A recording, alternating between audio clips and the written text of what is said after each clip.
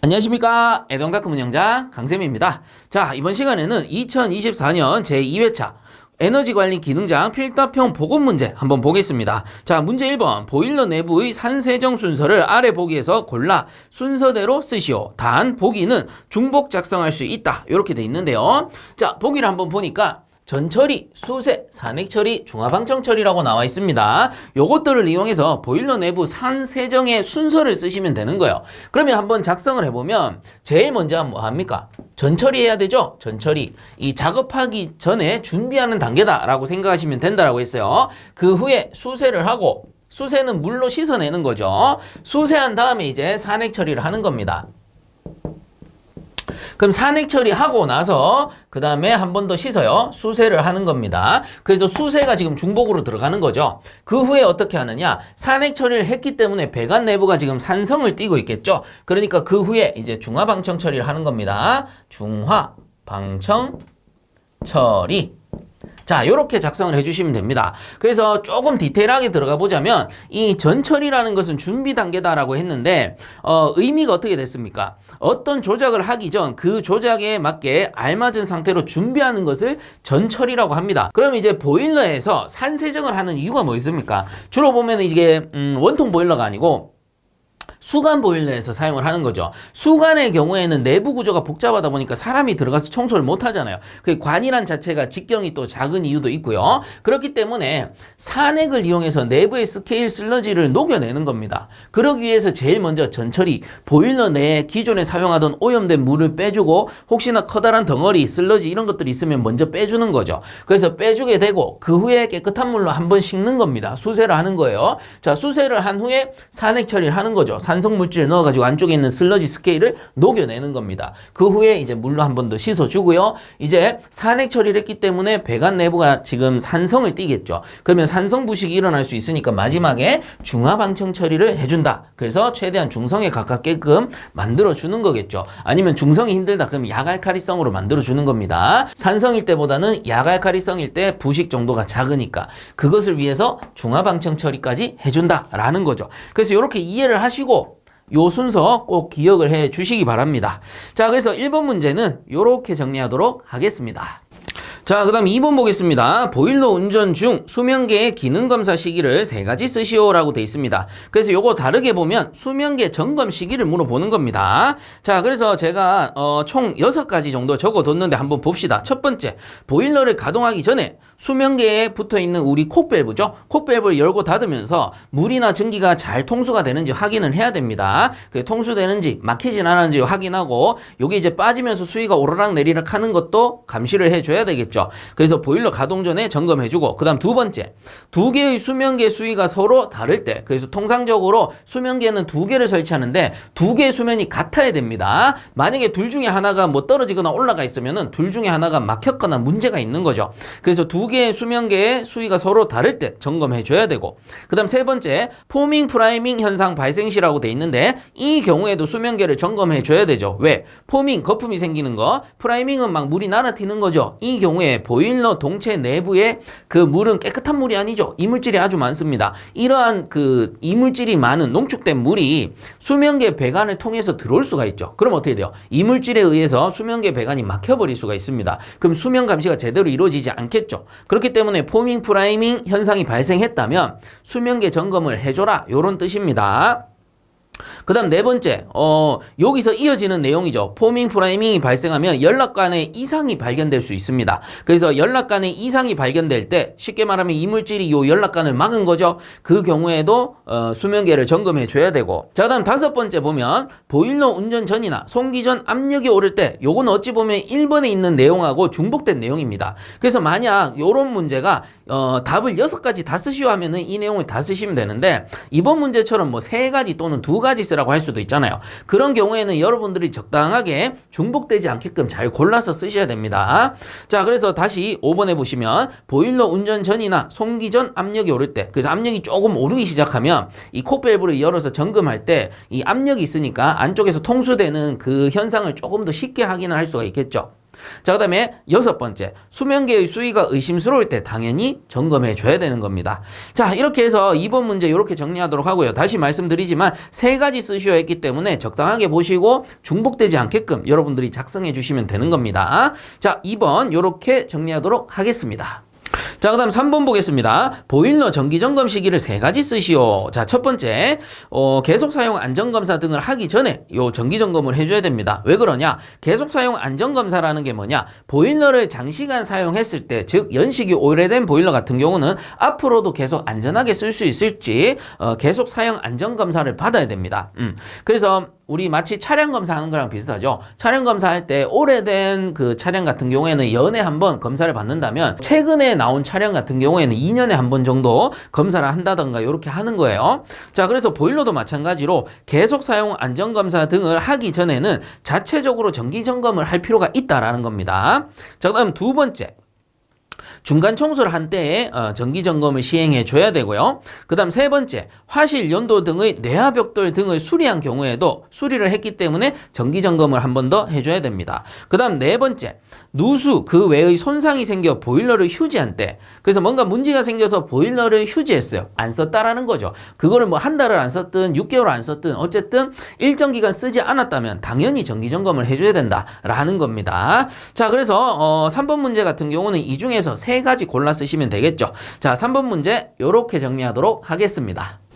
자, 그 다음 4번 보겠습니다. 신설 보일러 설치 시 내부에 부착된 유지분, 페인트, 녹 등을 제거하기 위하여 실시하는 작업을 소다 보링, 소다 끓임이라고 하는데 해당 작업 시 사용되는 약액의 종류를 3가지 쓰시오라고 했습니다. 그래서 이것도 자주 나오니까 이렇게 쉽게 외우시면 됩니다. 인가탄 이렇게 외우시면 되죠. 이가탄 아니고 인가탄. 그래서 인산소다, 가성소다, 탄산소다 이렇게 외우시면 되는데, 자, 우리가 약액 나오면은 이 풀다 보면 많이 헷갈립니다. 저도 강의를 하고 있기 때문에 강의를 하면서 외우고 다니긴 하지만 어쩔 때 저도 헷갈려요. 쓰다 보면 막 헷갈리고 잘못 쓰고 그런 경우도 있습니다. 하지만 요거를 알려드리는 게 우리 문제 푸시는 분들은 조금 더 정확하게 정리할 필요가 있는 거죠. 그래서 제가 최대한 좀 간략하게 외우는 방법 작성을 해 드릴 테니까 요걸 가지고 좀 외워주시고 앞으로 관련된 약액이 나오면은 최대한 혼동되지 않게끔 작성을 해 주시기 바랍니다. 그래서 어떻게 외우느냐? 자, 보세요. 연소피를 먼저 외우세요. 연소피. 그 무슨 말이냐? 연소한다, 연소. 연소하는데 뭐를 연소합니까? 피를 연소한다. 이렇게 외우세요. 연소피입니다. 자, 얘들이 뭐냐? 처음 나오는 게 연화제. 그 다음 2번째가 소다 보링. 시 쓰는 약액입니다. 그 다음 요거는 pH 조정제 라고 했을 때, 자, 제가 몇 번이고 이거 수정했습니다. 갈수록 외우기 쉽게끔 만드는 거예요. 저도 정리를 해가지고. 처음에 외우실 때 연소 피로 외우시고 그 다음 어떻게 하느냐? 연화제부터 순서대로 씁니다. 탄수인이죠. 탄수인입니다. 그 다음 소다보링은 탄수인아죠. pH 조정제는 탄수인암입니다. 끝났어요. 이렇게 외우시면 다 끝난 거예요. 뭡니까? 자, 연화제는 탄산나트륨, 수산화 나트륨, 인산나트륨, 그 다음에 소다보링 탄산나트륨, 수산화 나트륨, 인산 나트륨, 아황산 나트륨, 그리고 pH 조정제. 자, 탄산 나트륨, 수산화 나트륨, 인산 나트륨. 암은 뭐예요? 암모니아. 이렇게 외우란 뜻이에요. 단순히 읽으면서 외우지 마시고 저처럼 쫙 쓰는 겁니다. 쓰면서 외우면 이게 잘 안 틀려요. 자, 그래서 어떻게 제가 썼습니까? 처음에 연소피라 했죠. 연소를 한다. 뭐를 연소합니까? 피를 연소합니다. 자, 이때 약액은 어떻게 됩니까? 연화제는 탄수인이 되고요. 소다보링은 탄수인아가 됩니다. 그리고 pH 조정제는 탄수인암이 됩니다. 이렇게 외우시면 돼요. 그래서 요거 필기 한 2번만 연습장에다가 쓰면서 외우시면 이거 잘 안 틀립니다. 그래서 요렇게 정리를 하셔가지고 왜 헷갈려요? 비슷하니까 헷갈리죠. 끝에 것만 조금 다르잖아요. 그러니까 헷갈리는 거야. 소다보링 뭐였더라? pH 조정제 뭐였더라? 뭐가 하나가 달랐는데 이렇게 돼버리는 거예요. 그래서 요렇게 쓰시면서 딱 외워두시면 웬만하면 안 틀린다라는 거죠. 자, 그래서 연소피 순서대로 탄수인, 탄수이나 탄수인암이 되고 요걸 좀 디테일하게 들어가면 소다보링 약액의 인산나트륨은 제3인산나트륨이었고 pH 조정제의 인산나트륨은 제1,3인산나트륨이라고 했었습니다. 그래서 요거는 이제 보기에서 골라 쓰는 문제가 간혹 나와가지고 헷갈리지 말라고 한 번쯤 표시를 해드립니다. 근데 이번 문제처럼 어때요? 소다보링 약액 물어보면 인가탄으로 외우셔도 됩니다. 그건 뭡니까? 인가탄이라는 게 자 탄산나트륨이죠.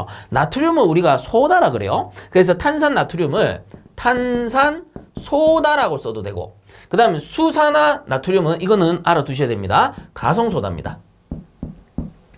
수산화 소다 뭐 이런 거 아니에요. 가성소다예요. 수산화 나트륨이 가성소다다. 자, 인산나트륨은 인산소다라 부르겠죠. 그 다음 아황산 나트륨은 아황산 소다라고 부르겠죠. 그래서 인가탄 뭡니까? 인가탄 이렇게 외운 거다라는 거예요. 인산소다, 가성소다, 탄산소다 세 가지 쓰시오 했을 때 네 가지 쓰시오 하면 아황산소다까지 넣어줘야 됩니다. 질문이 있습니다, 쌤. 탄산소다, 가성소다, 아황산소다 썼습니다. 틀립니까? 맞겠죠?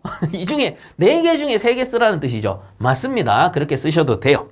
자, 그래서 요거 암기법 한 번 정도 정리를 해주시고 연습장에 쓰시면서 외워야 돼요. 제가 왜 일부러 쓰겠습니까? 요걸 쓰시면서 외워두시면 이게 잘 안 지워집니다. 머릿속에서. 그래서 여러분들도 꼭 한번 쓰시면서 정리를 하세요. 자, 4번 문제 요렇게 정리하도록 하겠습니다. 자, 그 다음 5번 보겠습니다. 가성치화에 대하여 설명하시오 돼 있습니다. 이것도 자주 나오고 있습니다. 자, 그래서 쭉 읽어볼게요. 주로 고온과 리벳 보일러에서 일어나는 부식으로, 그래서 제가 필기시험 볼 땐 이렇게 설명을 많이 드렸죠. 고온과 리벳 보일러에서 발생하는 알칼리 부식이다 이렇게 말씀 많이 드렸었는데 뭐 그렇게만 적으셔도 되긴 한데 100% 정답으로는 인정이 안 될 겁니다. 뭐 기껏해야 부분 점수. 그렇기 때문에 가급적이면 요 내용들을 좀 정리를 하실 필요가 있다는 거죠.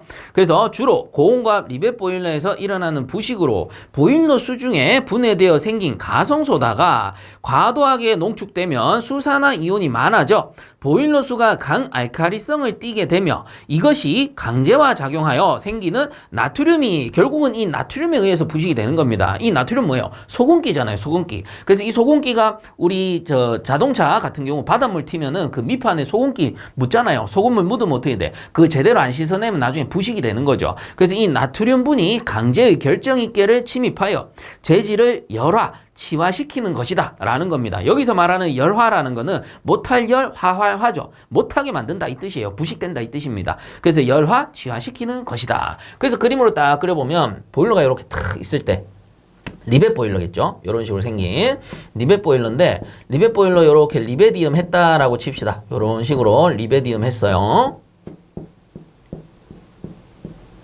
자, 그래서 물을 탁 담아놓고 끓입니다. 그게 보일러죠. 자, 이 경우에 고온고압 리벳 보일러인데 수중에 분해되어 있는 가성소다. 요 안에 가성소다 들었다라는 겁니다. 가성소다가 과도하게 농축되면 수산화 이온이 많아져 보일러 수가 어떻게 되는 겁니까? 이 이후에 강알칼리성을 띱니다. 강알칼리성. 그로 인해서 뭐가 많아지는 거죠? 나트륨이 강제의 결정 입계를 침입해 열화 또는 치화 시키는 현상. 자, 제가 키워드만 잡아드린 거예요. 그래서 리벳 보일러에서 가성소다가 과도하게 농축되면 이 물이 보일러 수가 강알칼리성을 띠게 되고요. 그로 인해서 나트륨분이 생기고 그래서 나트륨분이 어떻게 강제의 결정입계를 침입해 열화 또는 치화시키는 현상을 우리는 뭐라고 한다고요? 가성치화라고 하는 겁니다. 자, 이름만 봐도 어때요? 가성치화니까 가성소다에 의해서 치화되는 현상이구나. 이거를 알아두셔야 된다는 겁니다. 그러니까 가성소다 이런 말 꼭 들어가야 되죠. 가성소다에서 강알칼리성, 나트륨 이런 말이 꼭 들어가야 된다라는 겁니다. 그래서 주로 보면 고온가스 리벳 보일러, 리벳의 틈에 나트륨분이 침투를 하고 그리고 보면 동저면에 많이 생깁니다. 이런 부식이. 왜? 나트륨분이 밑에 가라앉겠죠. 쓰다 보면은. 자, 그런 것까지 연관지어서 알아두시면 좋을 것 같습니다. 자, 그래서 5번 문제 이렇게 정리하도록 하겠습니다.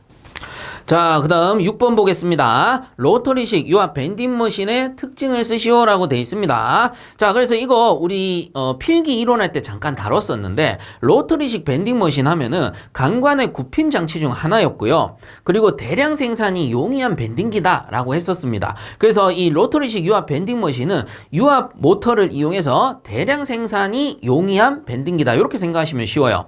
그래서 해답에 보시면 공장에서 동일한 모양으로 대량의 제품을 생산할 때 사용하며 그 대량 생산하는 거죠. 한 공간에서 공장이라는 한 공간에서 같은 모양으로 빠바바박 찍어내는 겁니다. 그리고 180도까지 구부림이 가능하고 압력 배관용 탄소 강관 SPPS도 가공이 가능하다. 즉 일반 배관용 탄소 강관만 밴딩이 가능한 게 아니고 압력 배관이면 좀 두께가 있겠죠. 그런 것도 밴딩이 가능하다라는 겁니다. 그래서 요것들이 특징이다. 그 대량 생산 가능하고 180도 구부림 가능하고 압력 배관용 탄소 강관까지 가공이 가능하다. 요 정도의 특징을 작성해 주시면 된다라는 겁니다.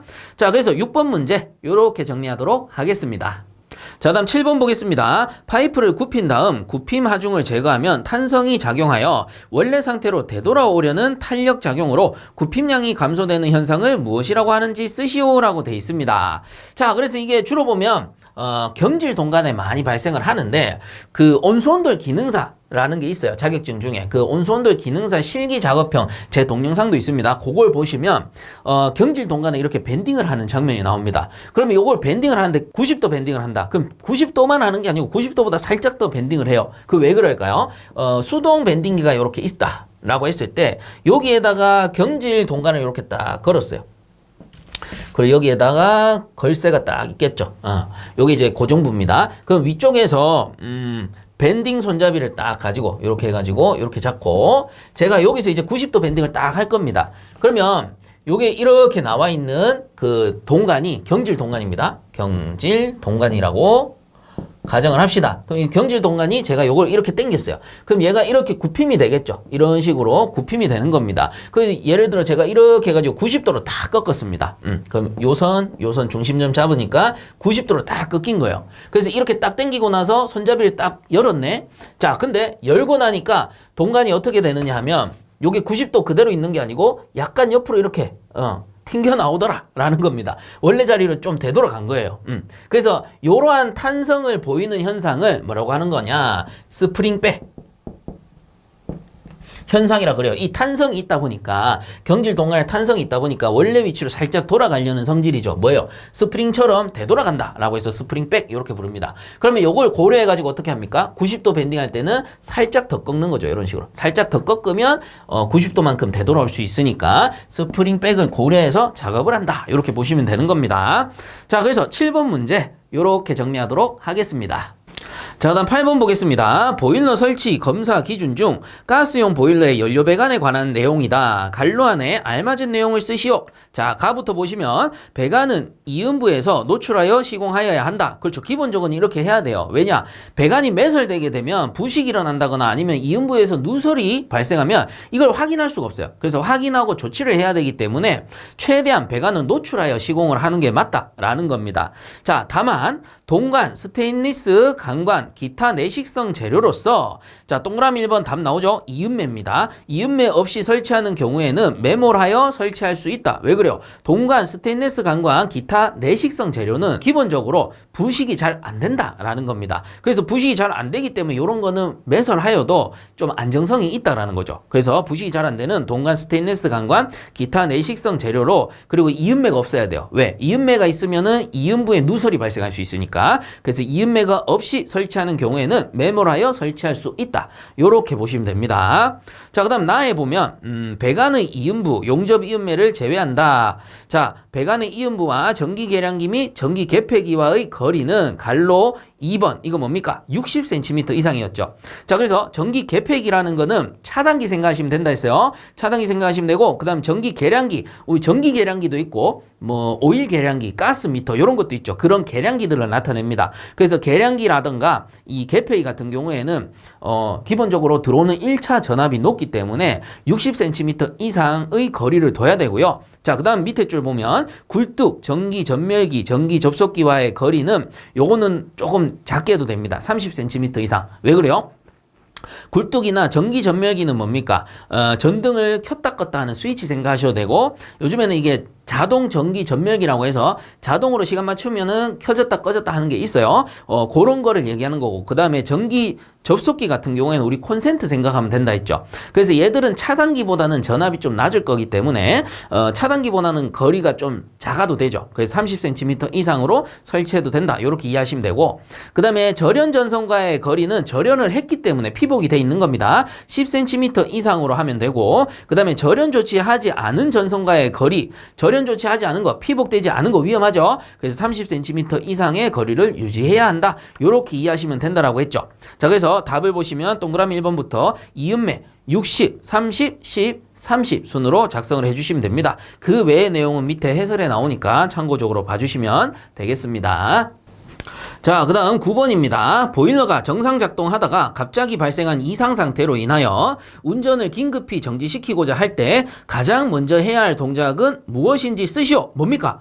연료 공급을 정지해야 되죠. 그래서 우리 뭐 가스 용접도 마찬가지인데, 가스 용접할 때 가스 밸브 열고 산소 밸브 열어서 용접 이렇게 하고 있는 겁니다. 불이 붙어 있어요. 앞에 불이 붙어 있으면 만약에 역화가 생겼어요. 문제가 생겨서 역화가 생겨서 빵 터져 버렸어요. 그럼 뭔가 문제가 있다는 거죠. 그 경우에 어떻게 합니까? 가스 밸브부터 제일 먼저 잠그죠. 가스 밸브 잠그고, 보일러도 마찬가지 연료 밸브부터 먼저 잠궈야 됩니다. 그리고 가스 누출 사고 생겼다라고 의심되면 제일 먼저 뭐 합니까? 가스 용기 가서 가스 밸브부터 잠그는 거예요. 그래서 무조건 연료 공급을 정지시키는 게 최우선이다. 꼭 알아두시고, 밑에 해설해 보시면 이 순서들이 나오는데, 보일러의 긴급 정지 시 조치사항, 문제가 생겼을 때 조치사항 순서대로입니다. 첫 번째, 연료 공급을 정지하는 거죠. 그 다음 두 번째는 공기 공급을 정지하는 겁니다. 그럼 세 번째는 상태를 보면서 서서히 급수를 공급합니다. 왜 그래요? 이 보일러에 미열이 남아있을 수 있기 때문에 연료 공급을 정지하더라도 이 미열에 의해서 수위가 떨어지겠죠. 수위가 떨어지면 저수위 사고로 이어질 수가 있습니다. 그렇기 때문에 상태 보면서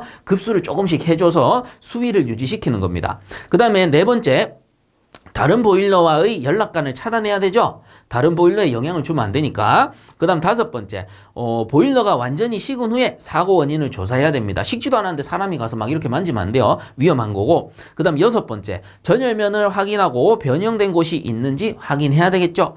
그 다음 일곱 번째, 이상이 없다면 이제 다시 한번 급수를 해가지고 정상 수위 맞추는 거죠. 급수 완료 후 점화하여 재사용하면 된다라는 겁니다. 자, 어쨌든 간에 위급 상황이 생겼을 때 보일러를 정지시키고자 한다면 제일 먼저 할 거, 연료 공급을 정지한다. 자, 요렇게 정리해 주시면 되겠습니다. 자, 그 다음 10번 보겠습니다. 어떤 주택의 난방부하가 26.1kW이다. 이 경우 난방에 필요한 방열기의 쪽수를 구하시오. 단 5세주 650mm 주철제 방열기로 온수 난방용이며 쪽당 방열 면적이 0.26m 자승이다 라고 되어 있네요. 자, 조건 정리합시다. 난방부와 Q가 26.1kW로 줬습니다. 그 다음에 쪽수를 구하시오. 자, 쪽수 스몰 n은 얼마입니까? 자, 몇 쪽입니까? 이렇게 물어본 겁니다. 그리고 나머지 조건이 쪽당 방열 면적 줬네요. 그래서 쪽당 방열 면적이니까 스몰 a라고 적을게요. 스몰 a가 0.26 쪽당 방열 면적이니까 미터 자승포 쪽이다 라고 보시면 되겠죠. 자, 그럼 공식이 딱 보이나요? 공식이 보이셔야 됩니다. 쪽수 물어봤으니까 이거죠. 난방부와 Q는 스몰 q 곱하기 a입니다. 여기 이제 난방부하죠. 일반적인 난방부하. 그럼 스몰 q가 뭐냐? 표준 방열량이란 말이에요. 단위로 쓰게 되면은 제가 과거의 단위로 쓰면 공학 단위 킬로칼로리 퍼 미터 자승 아워인데 요게 곱하기 미터 자승하면 이렇게 지워지면서 킬로칼로리 퍼 아워라는 난방부하가 나왔어요. 근데 뭘로 물어봤느냐? 자, 킬로와트로 물어봤습니다. 이 경우엔 단위가 어떻게 되느냐? 자, 킬로와트 하기 전에 제가 킬로줄로 한번 해볼게요. 킬로줄로 바꾸면 쉬워요. 뭐냐? 킬로줄 퍼 미터 자승 아워에 곱하기 미터 자승하면 이렇게 지워지는 거잖아요. 그러면 킬로줄 퍼 아워가 나온다라는 거거든요. 자, 근데 킬로줄 퍼 아워를 제가 킬로줄 퍼 세크로 한번 놔볼게요. 킬로줄 퍼 세크로 놓으면 어떻게 되냐? 자, 킬로줄 퍼 세크는 뭐와 같아요? 킬로와트랑 같다라고 했죠. 그럼 킬로줄 퍼 세크를 킬로와트로 두고 퍼 미터 자승. 자, 요게 표준 방열량 단위가 되는 거예요. 거기에 곱하기 미터 자승하면 뭐가 나오느냐? 지워지니까 킬로와트 나오더라 라는 겁니다. 그래서 요즘에는 이거 킬로줄 퍼 세크로 놓고 이거 킬로와트로 바꿔서 많이 낸다라는 거죠. 그래서 표준 방열량의 단위, 자, 스몰 q는 얼마인지는 아직 모르겠지만 단위로는 킬로와트 퍼 미터 자승으로 문제에서 많이 주더라 라는 거를 좀 기억을 해 주시고요. 그러면 이거를 얼마인지 우리가 알아야 되잖아요. 그래서 알아야 되니까 이걸 먼저 정리하고 보자 라는 겁니다. 이걸 먼저 정리해야 여러분들이 수월하게 풀겠죠. 자, 우선 정리를 하면 과거의 공학 단위로 먼저 한번 해볼게요. 공학 단위로 하게 되면 온수가 있고 증기가 있습니다. 이때 온수의 경우에는 450 단위로는 킬로 칼로리 퍼 미터 자승 아워였죠. 그 다음 증기가 650에 킬로 칼로리 퍼 미터 자승 아워였죠. 자, 이걸 바꿉니다. 요거를 킬로와트 퍼 미터 자승으로 바꾸게 되면 온수의 경우에는 0.523 킬로와트 퍼 미터 자승이고요. 증기의 경우에는 0.756 킬로와트 퍼 미터의 자승입니다. 그래서 이거를 그냥 단순히 외우셔도 돼요. 외우셔도 되는데 이게 어떻게 나옵니까? 하면 이제 계산해 보면 되지. 자, 450을 이렇게 한번 바꿔보는 거예요. 자, 지금 킬로칼로리 퍼 아워를 킬로와트로 바꿔야 되잖아요. 그러면 우리가 요 공식은 조금 이따 보도록 하고, 자, 단위 환산합니다. 1킬로와트는 860 킬로칼로리 퍼 아워와 같은 겁니다. 그러면 450의 단위가 킬로칼로리 퍼 미터 자승 아워였어요. 요거를 킬로와트로 바꾸면 곱하기 딱 해가지고 킬로와트가 일단 올라갑니다. 1킬로와트를 먼저 올리고요. 나머지 860을 내립니다. 860을 내리면 단위가 거꾸로 들어가죠. 킬로칼로리 퍼 아워 이렇게 들어가는 겁니다. 그러면 킬로칼로리 지워지고 아워 지워지니까 킬로와트 퍼 미터 자승되죠. 이 말은 450에 860분의 1을 곱하는 거니까 나누기 860 하면 되는 겁니다. 그러면 요 값이 이렇게 나올 겁니다. 자, 그러면 전기도 마찬가지죠. 650에다가 나누기 860 하면 단위가 어떻게 된다? 킬로와트 퍼 미터 자승이 되고요. 그 값이 0.756이 되는 겁니다. 자, 이런 식으로 환산하시면 돼요. 크게 어려운 내용은 아니에요. 그래서 이거 킬로와트로 쓸 수도 있고 1000을 곱해서 와트로 쓸 수도 있습니다. 그래서 이제부터는 SI 단위로 계속 출제가 되니까 요 내용 정도는 좀 외워두자라는 거고요. 그래서 일부러 한번 풀어드린 거고, 자, 이게 공학 단위로만 환산하지 말고 우리 SI 단위로도 환산할 수 있어요. 이거는 제가 단위 환산하는 거 여러분들 익숙하시라고 해드리는 거니까 만약에 알고 계시면은 제가 해드리는 거 굳이 안 따라와도 됩니다. 그냥 뒤로 넘기셔가지고 푸는 것만 보세요. 자, 그래서 한번 보면 공학 단위로 했으니까 SI 단위로 이제 바꿔봅시다. 1킬로와트는 요게 3600 킬로줄 퍼 아워랑 같다라고 말씀을 드렸죠. 자, 그리고 요 일단 킬로칼로리를 바꿔야 되니까 1킬로칼로리는 또 4.18 킬로줄과 같다라고 했습니다. 그럼 요거 한번 갖고 와보자. 450에 킬로칼로리 퍼 미터 자승 아워인데요. 요거를 우선은 4.18을 곱하면 어떻게 됩니까? 곱하기 4.18 하게 되면 요 킬로칼로리가 킬로줄로 바뀌는 거죠. 그래서 이게 엄밀히 따지면 요렇게 해가지고 킬로칼로리 지워야 되니까 1킬로칼로리 내려가고 4.18 킬로줄이 올라간 겁니다. 그럼 킬로칼로리 지워지잖아요. 그럼 뭐예요? 킬로줄 퍼 미터 자승 아워죠? 그럼 요걸 또 이용할 수 있겠네요. 그래서 곱하기 해가지고 자, 요렇게 할게요. 이게 좀 지워져야 되는데 요거 좀 지우고 칸이 부족하니까 킬로와트 단위로 바꿀 거니까 1킬로와트를 올립니다.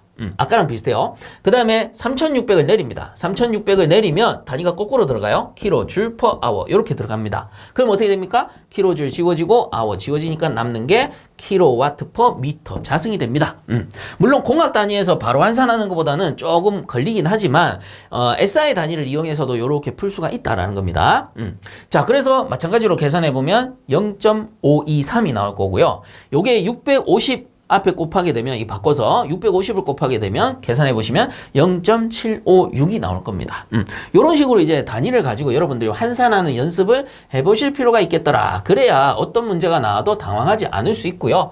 뭐 어쨌든 이번 문제 풀기 위해서는 기본적으로 요 킬로와트 단위로 되어 있는 표준 방열량 있죠. 요 정도는 외워 두셔야 된다라는 겁니다. 그럼 이제 공식은 딱 나왔는데 요 공식을 이제 정리를 해보자라는 겁니다. 우리가 구하고자 하는 것은 스몰 n을 계산을 해야 됩니다. 스몰 n이라는 거는 쪽수거든요. 근데 요거는 이제 그냥 방열 면적만 준 거죠. 그렇기 때문에 스몰 n을 구하고 싶으면 곱하기 스몰 n 하시면 된다라고 했어요. 대신에 면적이 쪽당 방열 면적으로 바뀌면 된다라고 한 겁니다. 그래서 여기서는 대문자 a랑 스몰 a랑 구분하기 위해서 그냥 면적이냐 쪽당 방열 면적이냐 구분하기 위해서 해설에서는 뭐 스몰 a 썼는데 기호를 그냥 대문자 a 쓰고 우리가 알아보면 되는 거죠. 어쨌든 이 상태에서 스몰 n을 계산하시면 되는 겁니다. 쪽수. 그래서 스몰 n은 스몰 qa 내려가니까 스몰 q 곱하기 a 분의 대문자 q가 되는 거예요.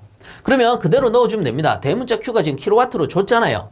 그러면 26.1 들어가고요. 킬로와트 줬으니까 우리가 쓸 거는 뭡니까? 킬로와트 단위의 표준 방열량이죠. 그러면 무슨 방열기냐? 자, 단 5세주 650ml 주철제 방열기로 온수 난방용이다. 그러면 온수 난방이니까 요걸 쓰면 되겠죠. 그래서 스몰 q는 0.523이 들어가면 되는 겁니다. 그 다음 곱하기, 자, a가 쪽당 방열 면적이니까 0.26이 들어가죠. 0.26 들어가면 되는 겁니다. 그러면 이거 단위 환산 한번 해보면 얘가 킬로와트고요. 얘가 킬로와트 퍼 미터의 자승입니다. 그럼 얘는 쪽당이니까 미터 자승 퍼 쪽이 되겠죠? 자, 그러면 킬로와트 지워지고요. 미터 자승 지워지고요. 쪽은 역수치에서 이렇게 올라가니까 최종 단위가 쪽수가 나온다라는 겁니다. 자, 그래서 이렇게 해서 계산을 딱 해보시게 되면 191.939 이렇게 나오네요. 191.939. 자, 근데 제가 이 방열기의 쪽수를 계산하실 때는 이 무조건 소수점이 나오면 안 된다라고 했어요. 그래서 섹션이기 때문에 이 방열기의 섹션은 딱 찍혀 나온다라고 했죠. 주조 작업으로. 그래서 이 높이가 같게 해가지고 쭉 찍혀 나오는 겁니다. 그렇기 때문에 이게 뭐 1.2쪽이다라고 해서 이걸 조금만 붙일 수는 없다라는 거죠. 그러니까 기본적으로 이 뒤쪽에 소수점을 빼버리면은 난방부하에 비해서 적어지니까 요거를 이렇게 올립니다. 그냥 올려가지고 이게 뭐 9든 아니면 3이든 상관없이 무조건 올립니다. 그래서 192쪽으로 최종 답안을 작성해 주시는 게 맞겠더라라는 거죠. 자, 그래서 이번 문제 계산 과정에다가 요거 딱 적어 주시고 답란에다가 이 쪽과 함께 단위와 함께 정확하게 작성을 해주시면 되고요. 요 단위 환산 요런 거 단위는 굳이 안 쓰셔도 된다라고 했습니다. 자, 그러므로 10번 문제 요렇게 정리하도록 하겠습니다. 자, 그 다음 11번 아래 물음에 알맞은 트랩을 보기에서 골라 쓰시오라고 되어 있습니다. 그래서 이런 문제는 키포인트를 여러분들 딱 잡을 수 있어야 돼요. 뭐 물론 이제 모든 걸 이해하고 딱 보시면 좋겠지만 이런 문제들은 어차피 이거 골라서 쓰는 거니까 기본적인 키포인트들을 찾아서 거기에 알맞은 답을 넣으시면 된다라는 거죠. 자, 그래서 보기에 보니까 버킷 트랩, 플로트 트랩, 그리고 벨로즈 트랩, 디스크 트랩, 바이메탈 트랩 이렇게 돼 있는데요. 자, 우선은 가부터 봅시다. 가에 딱 보니까 열교환기와 같이 많은 양의 응축수가 많은 양의 응축수 줄 것입니다. 그리고 연속적으로 발생되는 곳에 적합하며 내부에 그 다음 줄 것입니다. 부자가 설치되어 물의 부력에 의해 작동되며 사실 이걸로 나와야 돼요. 많은 양의 응축수가 있고 부자가 설치되어 있다. 플로트 트랩이죠. 부자를 다른 말로 플로트 트랩이라 하니까. 그리고 이 플로트 트랩은 다량의 응축수를 처리할 수가 있기 때문에 다른 말로 다량 트랩 이렇게도 부릅니다. 자, 그래서 작동되며 구조상 공기의 배제가 곤란하여 에어벤트를 별도로 설치하기도 하며 동파의 우려가 있거나 수격작용이 심한 곳에서는 사용이 곤란하다라고 되어 있습니다. 자, 그래서 가번은 플로트 트랩 이고요. 자, 키포인트 제가 줄 거 드린 거 잘 보셔야 돼요. 자, 그다음에 나번에 부력을 이용한 기계식 트랩으로 사실상 봐요. 앞에 플로트 트랩이 나왔죠. 그리고 플로트 트랩을 제외한 기계식 트랩은 사실 버킷 트랩밖에 없습니다. 그래서 앞에서 플로트가 나와주면 자연스럽게 나번도 답이 나오는데 이 나번도 사실상 특징이 있습니다. 키포인트를 잡으셔야 돼요. 부력을 이용한 기계식 트랩으로 형식은 상향식과 하향식이 있으면 요걸 줄 거 주셔야 돼요. 상향 하향식이 있다. 그리고 고압과 중압의 증기관에 적합하다라고 돼 있죠. 그래서 이 버킷이 위를 보게 되면 상향식이고 아래쪽을 보게 되면 하향식이라고 했었죠. 그래서 버킷 트랩인 경우에만 상향식과 하향식으로 나눌 수가 있어요. 그래서 플로트 트랩과 가장 큰 차이점은 상향식과 하향식으로 구분할 수 있다라는 겁니다. 요 키포인트 알아두셔야 돼요. 그래서 나번은 버킷 트랩.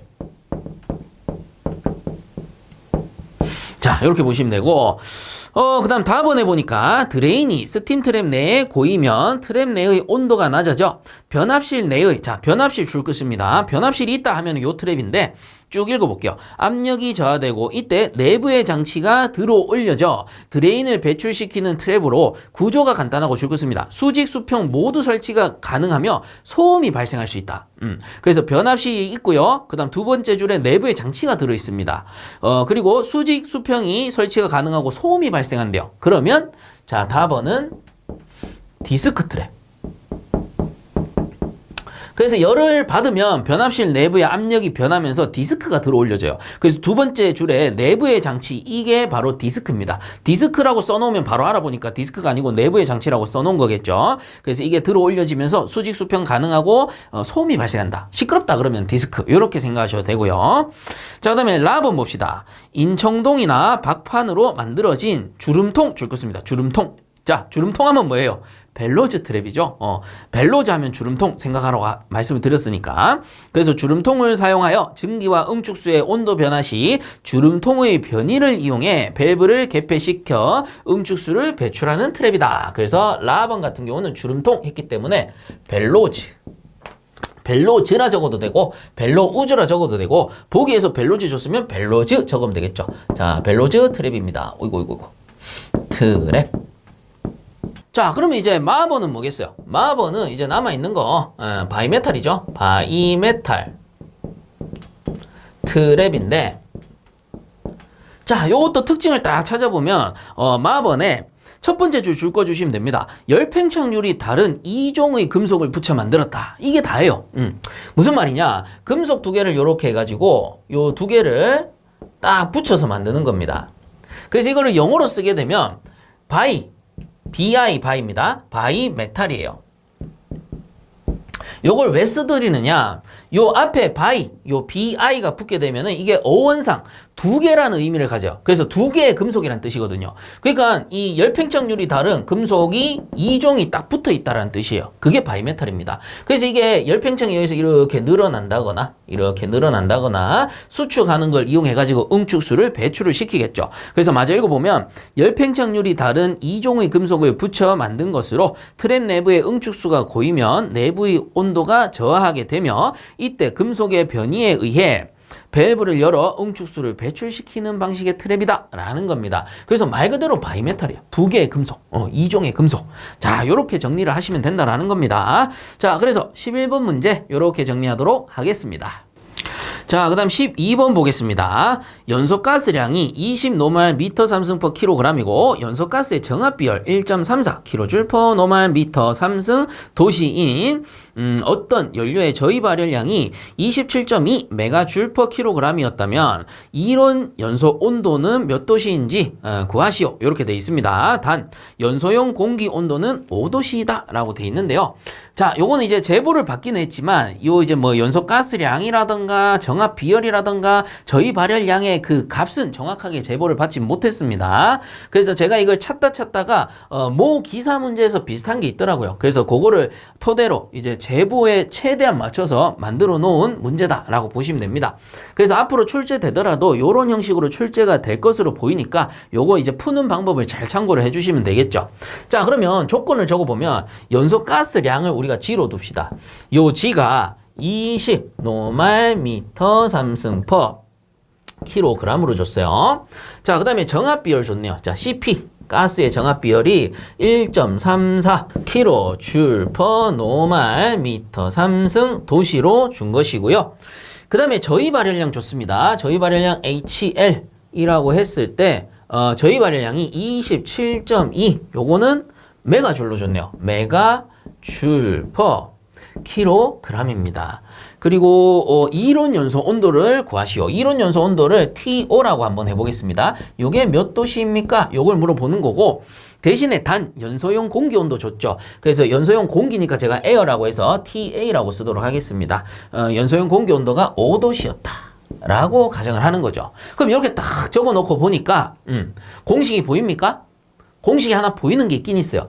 GC 델타 T가 보이죠. 자, 그러면 우리가 알고 있는 열량 Q, 현열량 구할 때 Q는 GC 델타 T로 푸는데요. 자, 이 경우에 우리가 알고 있는 단위는 얘가 킬로그램 퍼 아워이고 비열이 킬로줄 퍼 킬로그램 도시이고 온도차가 도시면 요렇게 지워지고 요렇게 지워지니까 킬로줄 퍼 아워가 나와야 됩니다. 자, 근데 지금 주어진 조건들을 한번 대입을 해볼게요. 요걸 대입을 해보는데 단위를 맞춰보는 겁니다. 우선 G의 값이 지금 노말 미터 3승 퍼 킬로그램으로 줬죠. 그 다음 비열이 자 킬로줄 퍼 노말 미터 3승 도시입니다. 그대로 넣어볼게요. 킬로줄 퍼 노말 미터 3승 도시가 되고 여기에 온도차니까 도시하면은 자 환산되는지 보세요. 도시 사라지고요. 노말 미터 3승 노말 미터 3승 지워집니다. 그러면 킬로줄 퍼 킬로그램 남죠? 그 단위가 무슨 말입니까? 킬로줄 퍼 킬로그램이 남더라. 이게 뭡니까? 단위 중량당 발생 열량입니다. 그럼 여기서 찾을 수 있어요? 찾을 수 있어야 됩니다. 뭡니까? 요거예요, 요거. 저희 발열량. 저희 발열량이라는 게 연료 1kg당 발생 열량이잖아요.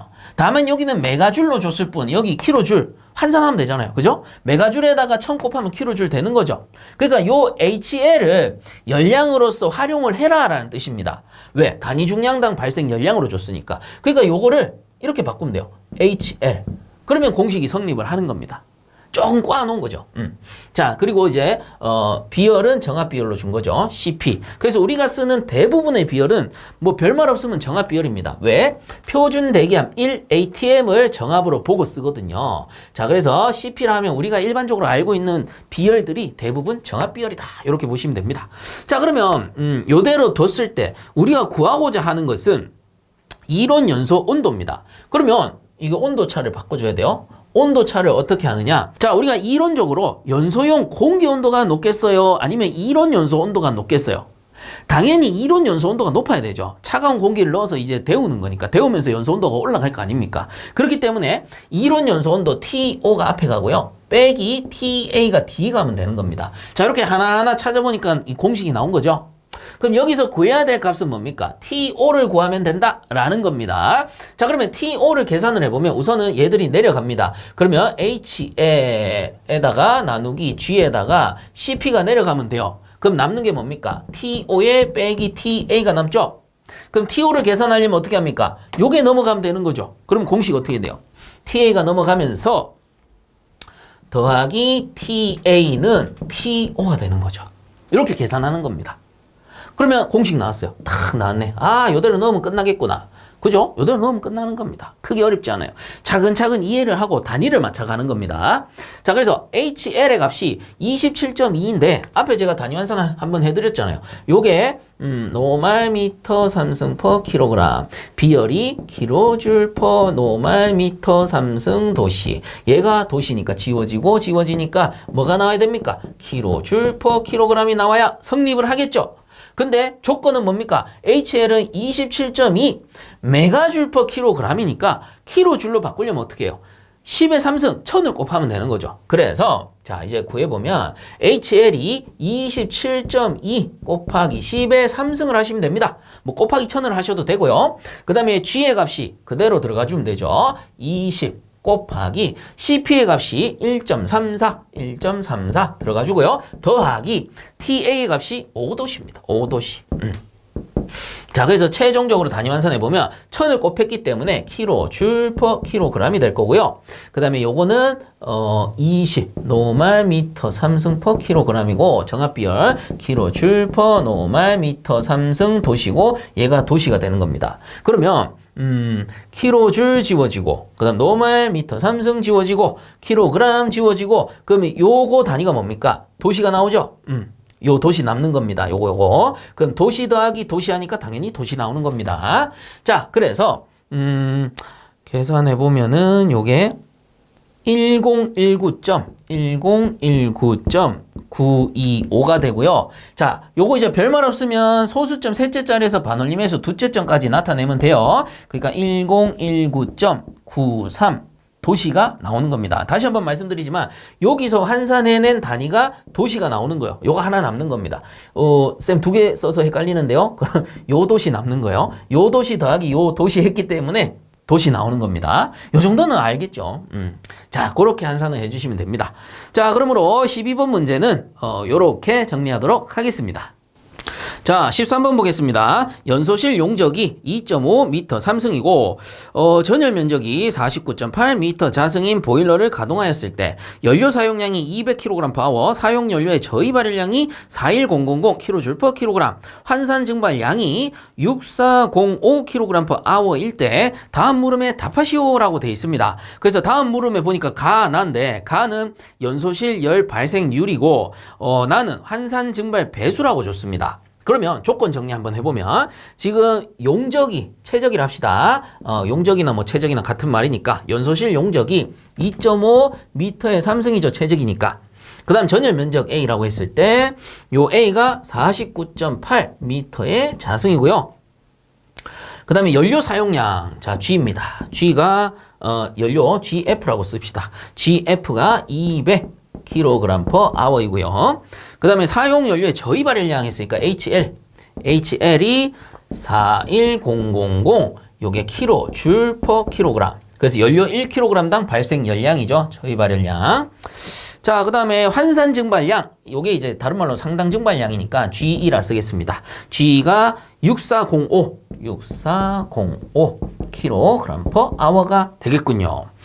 나머지 조건은 없는 것 같고. 그러면 가해 보니까 연소실 열 발생률입니다. 근데 단위가 어떻게? 단위가 메가줄/h의 미터 삼승으로 계산하세요 라고 줬습니다. 그러면 연소실 열 발생률이라 했을 때 이게 여러분들 공식이 기억 안 난다 하면은 단위를 맞추셔도 상관없습니다. 단위를 맞추기 위해서 메가줄/h로 바꾸려면 지금 딱 보니까 어때요? 보니까 지금 kJ/kg 줬고 kg/h 줬잖아요. 그러면 얘들 두 개를 곱하면 뭐가 됩니까? kJ/h 나오죠. 근데 얘를 메가줄로 넣으면 어떻게 돼요? 메가줄/h 나오잖아요. 열량 나오죠. 거기에 최적을 나누면 되니까 V를 나누면 되겠구나. 이렇게 단위를 맞추셔도 된다라는 겁니다. 물론 상당 증발량하고 연료 소비량은 구분을 하셔야 되죠. 이 연료 소비량에 연료 저희 발열량을 곱해야 열량이 나오는 거죠. 그 정도는 알아두셔야죠. 자, 그래서 이거를 공식으로 쓰자면 자, 최적 V 분의 위에가 연료 소비량 GF에 HL이 들어가주면 돼요. 그럼 그대로 한번 넣어보자. 단위를 메가줄/h로 만들어야 되기 때문에 우선은 GF는 지금 kg/h 그대로 들어갑니다. 그래서 200 그대로 들어가주고요. 곱하기 이 HL kJ/kg을 메가줄로 바꿔야 되죠. 메가줄로 바꾸려면 1000을 나누면 됩니다. 하나, 둘, 셋. 나누면 41이죠. 그래서 여기에 41 메가줄/kg이 들어가는 거예요. 얘는 kg/h가 되는 거고. 쌤, 요렇게 하니까 헷갈립니다. 뭐가 헷갈립니까? 우리 앞에 12번 문제 풀 때는 1000을 나눈 게 아니고 1000을 곱했잖아요. 그거 당연하죠. 왜 그럽니까? 우리 12번 문제에서는 뭐였습니까? 메가줄을 kg로 바꿨죠. 그럼 이건 1000을 곱해야 돼요. 그죠? 그 다음에 이번 문제는 뭡니까? kg를 요거 13번이죠. kg를 메가줄로 바꿔야죠. 이 경우에 거꾸로 나눠줘야 됩니다. 1000을 나눠줘야 되죠.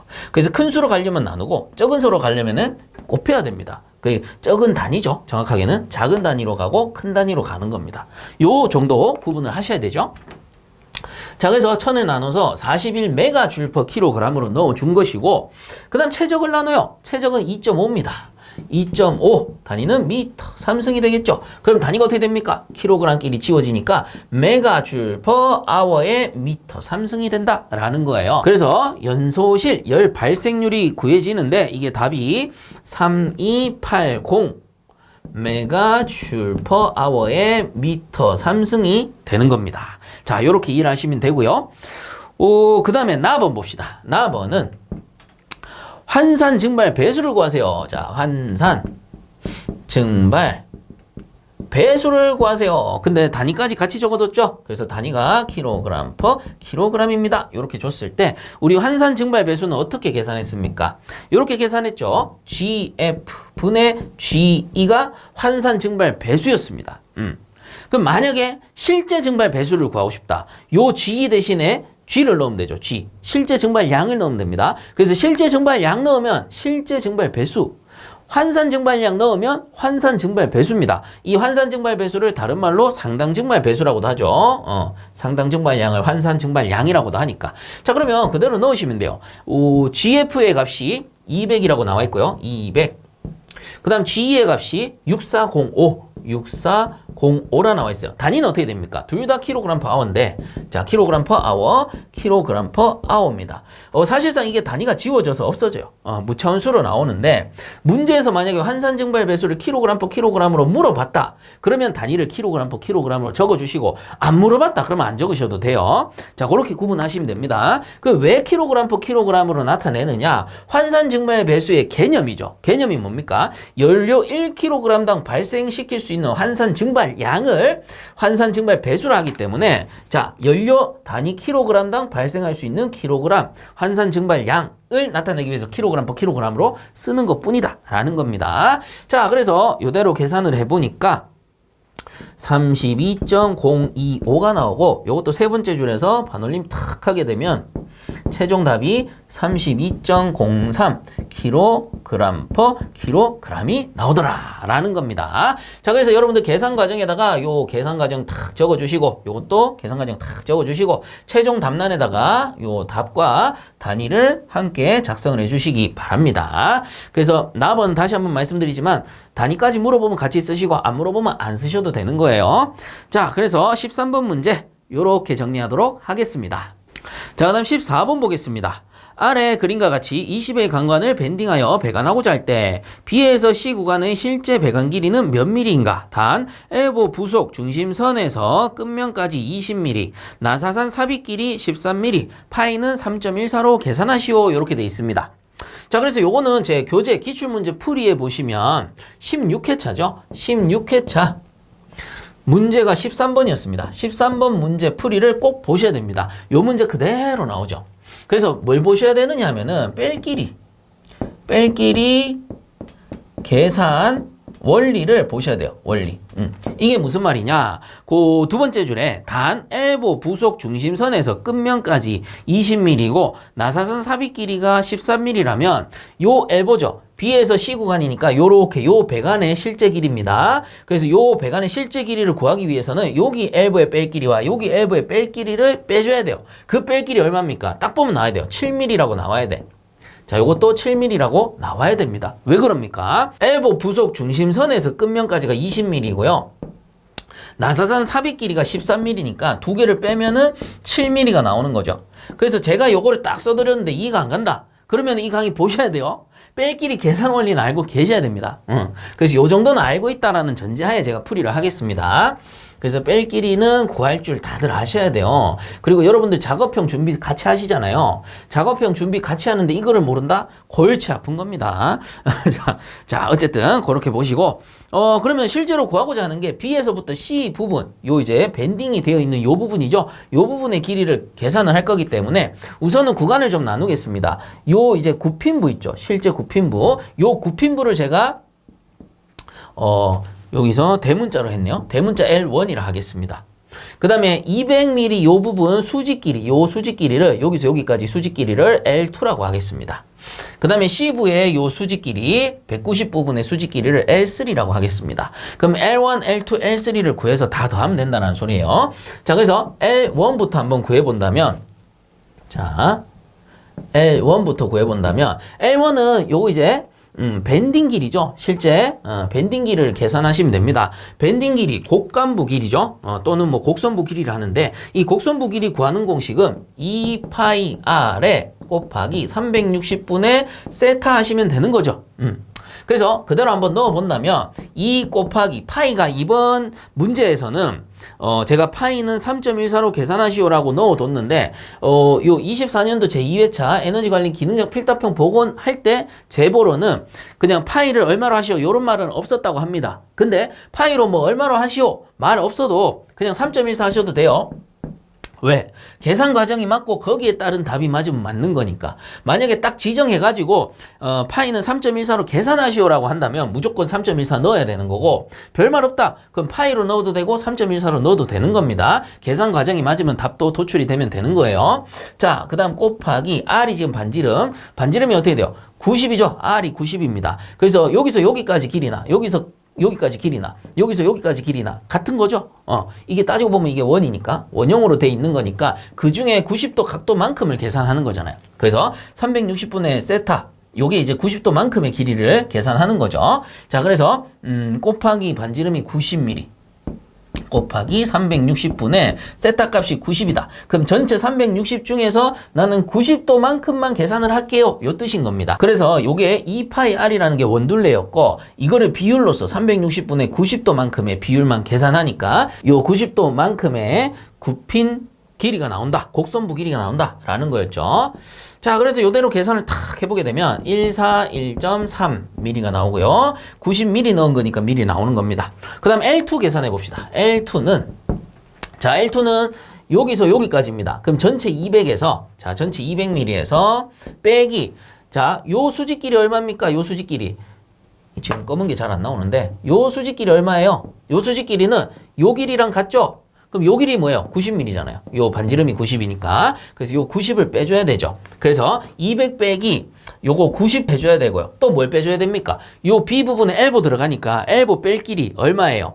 20 빼기 13 하니까 빼기 7mm 이렇게 같이 들어가줘야 되는 거죠. 자, 그래서 지금 해설에서는 따로따로 했네. 자, 200 빼기 90 하고 또 빼기 뺄 길이를 따로 계산한 겁니다. 20 빼기 13. 그래서 뭐 200 빼기 90 빼기 7mm 그대로 넣으셔도 뭐 상관없습니다. 어쨌든 값은 같게 나오니까. 자, 그래서 이대로 계산해 보면 103 나와요. 103mm가 나오게 되고요. 그 다음 L3를 계산합시다. L3는 요 파란색 부분, 요 부분이 되죠. 그럼 전체 190에서 여기 길이가 얼마가 나옵니까? 요 길이랑 같다라는 거죠. 그럼 마찬가지 90입니다. 그래서 여기 90이니까 자, 190에서 빼기 여기서 여기까지 90mm 빼고요. 그 다음 뺄 길이 여기 엘보 있죠? 엘보 뺄 길이 똑같이 넣을게요. 20 빼기 13 하시면 됩니다. 그래서 계산 탁 해보게 되면 요게 93 나오네요. 93mm 이렇게 나오고 그러면 요 이제 B에서부터 C까지 요 전체 길이를 계산해라. 그러면 L1 더하기 L2 더하기 L3 하시면 되는 거죠. 그래서 그대로 넣읍시다. 141.3 더하기 103 더하기 93 하시면 되는 거죠. 그래서 계산해 보니까 337.3 나오네요. 337.3mm가 나오겠습니다. 그래서 최종 답안이 요게 되는 거예요. 그래서 요거 여러분들 계산 과정 차근차근 작성해 주시고 이거 다 써야 됩니다. 요거 차근차근 정리해 주시고 마지막에 다 더해서 최종 답까지 나오는 거 요거 이제 필답이니까 잘 정리해서 순서대로 정리를 해 주시면 될 것 같아요. 자, 그래서 14번 문제 요렇게 정리하도록 하겠습니다. 자, 그 다음 15번 보겠습니다. 아래 설명은 복사난방에 대한 설명이다. 다음 갈로 안에 알맞은 용어를 선택하여 동그라미 하시오 라고 되어 있습니다. 자, 그래서 우리 복사난방이란 것은 이렇게 실이 있으면 천장, 바닥, 벽 등에다가 패널을 매설하죠. 그래서 이렇게 패널을 다 매설해가지고 이 패널 안에다가 열매철을 보내서 뭐 온수 또는 전기 이런 거겠죠. 그 이제 열매철을 통하게 순환을 시키면서 패널이 데워져서 복사열의 형태로 이렇게 열이 전달되기 때문에 이거를 복사난방이라고도 하고 다른 말로는 패널이 매설되어 있기 때문에 패널난방 이렇게도 부르는 겁니다. 자, 그렇다면 이 복사난방의 특징에 관해서 알맞은 거를 동그라미 치라고 했어요. 자, 그래서 1번부터 보면 복사난방은 높이에 따른 온도차가 어때요? 작죠? 그래서 작아서 쾌적하다. 요렇게 봐야 됩니다. 왜 그래요? 패널이 천장, 바닥, 벽 등에 다 매설되어 있다 보니까 이게 높이가 높건 낮건 상관없어요. 4면에서 한 번에 데우니까 이 높이 차에 의한 온도차가 작겠죠. 자, 그래서 쾌적하다. 요렇게 보시면 되고 그 다음 2번에 보니까 복사난방은 고장시 수리가 어때요? 패널이 매설되어 있다 보니까 고장 수리는 어렵습니다. 고장 수리 시 발견이 어렵죠? 자, 그렇기 때문에 2번에 고장 수리가 어렵다. 이렇게 보시면 되고 그 다음 3번에 복사난방은 외기부하의 영향에 요거는 강하다라고 보시면 됩니다. 왜 그러냐? 다른 거랑 비교를 해보면 되는데 다른 난방 방식이랑 비교를 합니다. 이렇게 실이 있을 때 증기 난방이면 증기 방열기 설치해서 코일을 딱 만들고 이 안쪽에다가 어떻게 됩니까? 증기를 보내겠죠. 증기를 보내서 난방을 하는 겁니다. 그래서 이 방식은 증기 난방 방식인데 이 경우 방열기 위쪽이 보통 이제 창문에 설치를 하죠. 그 차가운 부분, 부하가 큰 부분 아래 방열기를 딱 설치를 해놓으면 방열기에서 발생된 열은 위로 올라가려고 할 거고 창문 근처에 차가운 그 공기는 이렇게 무거우니까 내려가려고 할 겁니다. 밀도 차에 의해서. 그러니까 얘들이 서로 만나면서 자연스럽게 대류 현상이 이루어지면서 뭡니까? 실내에 있는 공기를 직접 데우는 거예요. 실내에 있는 공기를 직접 데우는 거예요. 자, 근데 복사난방 같은 경우는 어떻게 되냐면 얘는 은은히 가열되고 은은히 식는다 했어요. 왜 그럽니까? 복사열의 형태로 열이 교환되다 보니까 처음에는 요 벽체에 열이 축적이 되었다가 이 벽체에 열이 축적되었다가 안쪽으로 서서히 복사되어서 들어가는 형태입니다.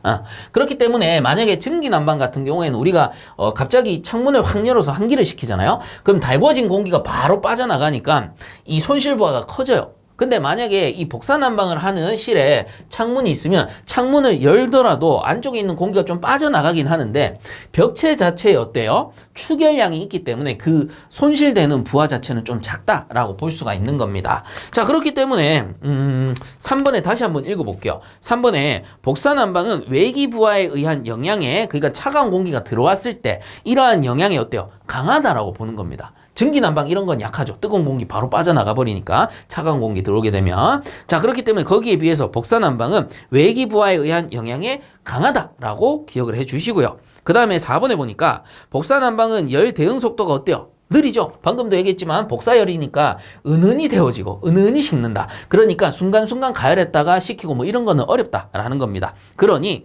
복사난방은 열 대응 속도가 느리다라고 보시면 되겠죠. 그래서 순서대로 답을 정리하면 동그라미 1번은 작아서, 2번은 어렵다, 3번은 강하다, 4번은 느리다. 요렇게 정리해 주시면 되겠습니다. 자, 이렇게 해서 이번 회차도 마무리하도록 하겠습니다. 제보해주신 우리 회원분들께 감사 인사를 드리고요. 자, 앞으로도 포기하지 않는 강쌤 되겠습니다. 우리 회원분들도 끝까지 포기하지 말고 끝까지 하셔가지고 좋은 결과들 얻으시기 바랍니다. 자, 수고들 많이 하셨습니다.